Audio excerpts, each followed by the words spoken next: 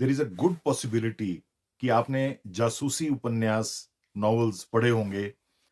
बचपन में Sherlock Holmes, Karamchand, Byomkesh Bakshi, Rajan Iqbal जैसे डिटेक्टिव्स के हम बहुत फैन थे। आज भी चेहरे पर रौनक आ जाती है इन नामों को याद करके। मुझे याद है कैसे डिटेक्टिव्स किसी भी घर के बाहर रखे कचरे को चेक करके उस घर, उस फैमिली के बारे में बहुत कुछ बता देते थे। ऐसे ही शेरलॉक होम्स किसी के जूते पर लगी मिट्टी को देखकर ये पता लगा लेते थे कि वो पर्सन कहाँ से आया है। How interesting. इसी तरह जब मैंने एडवर्ड डी बोनो की masterpiece book six action shoes पढ़ी, तो जूतों के प्रति मेरा नजरिया ही बदल गया। एक कहावत के अलग अलग वर्जन्स मैं सारी लाइफ सुनता आया हूं। आपने भी कई बार सुने होंगे कि आप जूते से किसी इंसान के बारे में बहुत कुछ पता लगा सकते हैं, या किसी इंसान की लाइफ की परिस्थिति उसके जूतों से झलकती है। कुछ दिन पहले मैं एक साइकोलॉजिस्ट फ्रेंड से मिला, तो मैंने उससे उसके व्यू पूछे इस कहावत के बारे में। उसने जो जो कहा जवाब में, उसको सुनकर मैं दंग रह गया। मेरे उस साइकोलॉजिस्ट दोस्त ने बताया कि सबसे पहली बात जो किसी इंसान के बारे में पता चलती है उसके क्लीन पॉलिश्ड जूते देखकर, वो ये कि उसका लाइफ में टाइम मैनेजमेंट सही है या लगभग सही है। अगर उसके पास जूते साफ या पॉलिश करने का टाइम है, तो समझ लीजिए उसके पास बाकी मेन कामों के लिए भी टाइम होगा। ऐसा बहुत रेयर पर्सन होगा जिसकी लाइफ खड्डे में हो, अस्त व्यस्त हो और वो जूते चमका कर रखता हो। यदि ऐसा है तो उस इंसान की प्रैक्टिकल लाइफ का दायरा ही छोटा है, पर जितना है उतने के लिए उसके पास समय होगा ही होगा। वैसे भी आप कोशिश करके देख लीजिए, अस्त व्यस्त लाइफ में जबरदस्ती आप जूते साफ या पॉलिश कर ही नहीं पाएंगे।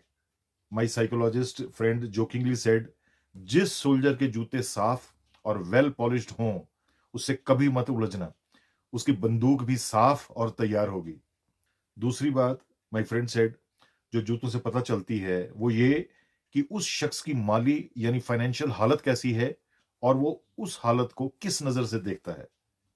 फॉर एग्जाम्पल, अगर उसने महंगे जूते पहने हैं पर गंदे हैं, तो ये इस बात की तरफ इंडिकेट करता है कि उसके पास जो वेल्थ है उसके प्रति वो संजीदा नहीं है, केयरलेस है। और यदि उसके जूते सस्ते या पुराने हैं पर वेल मेंटेन्ड हैं या प्रॉपरली रिपेयर्ड हैं, क्लीन हैं, तो इसका मतलब है कि उस पर्सन के पास कम है, पर जितना है उसको उसकी कद्र है। सब वेल मैनेज्ड, कंट्रोल्ड है। दो और जरूरी बातें जो साफ पॉलिश्ड जूतों से जाहिर होती हैं, ही सेड, कि एक तो ये कि वो पर्सन प्रोक्रेस्टिनेट नहीं करता होगा। बाय एंड लार्ज प्रोक्रेस्टिनेट यानी टाल मटोल, किसी भी काम को डिले करते रहना कि कर लेंगे, बाद में देख लेंगे, क्या जल्दी है। क्योंकि जूते साफ करना, मिट्टी वगैरह हटाना, उसे पॉलिश करना, चमकाना इनहेरेंटली बड़ा बोरिंग काम है। ही सेड, मेजॉरिटी पर्सन्स जूते पॉलिश करने की नीयत के बावजूद भी अक्सर इसीलिए पॉलिश नहीं करते क्योंकि वो इस नॉन ग्लैमरस, नॉन एक्साइटिंग काम को टाल देते हैं। उनकी रूह ही नहीं करती इस काम को करने की।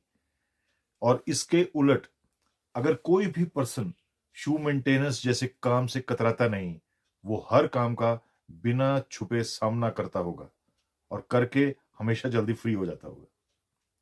और दूसरा कि वो पर्सन डिसिप्लिन्ड होगा। अब सोचने वाली बात यह है कि जूते का डिसिप्लिन होने से क्या लिंक है। एक्चुअली इनडिसिप्लिन का रूट कॉज है दिमाग का इमोशंस को आत्मसमर्पण। फॉर एग्जाम्पल, दिमाग कहता है सुबह हो गई जागो, दिल कहता है कि सो लो थोड़ी देर और। दिमाग कहता है जंक फूड मत खाओ, दिल कहता है दबाकर खाओ, टेस्टी है। इसी तरह दिमाग कहता है जूता साफ करो, फिर पॉलिश करो, दिल कहता है बाद में कर लेंगे। ऐसे में अगर आपने ब्रश और पॉलिश उठाकर जूते पॉलिश कर दिए, तो समझ लीजिए आपने बेलगाम दिल को लाइन हाजिर कर दिया, काबू में कर लिया। और अगर आप दिल से जूता पॉलिश करवा सकते हैं, तो सुबह उठना और जंक फूड अवॉइड करवाना भी करवा सकते हैं, और ऐसे सभी काम। जूते आपकी लाइफ और आपका आईना है, रिफ्लेक्शन है। एल्बर्ट आइंस्टाइन ने कहा था, if you want to know someone, just look at their shoes. Thank you for your time. God bless you.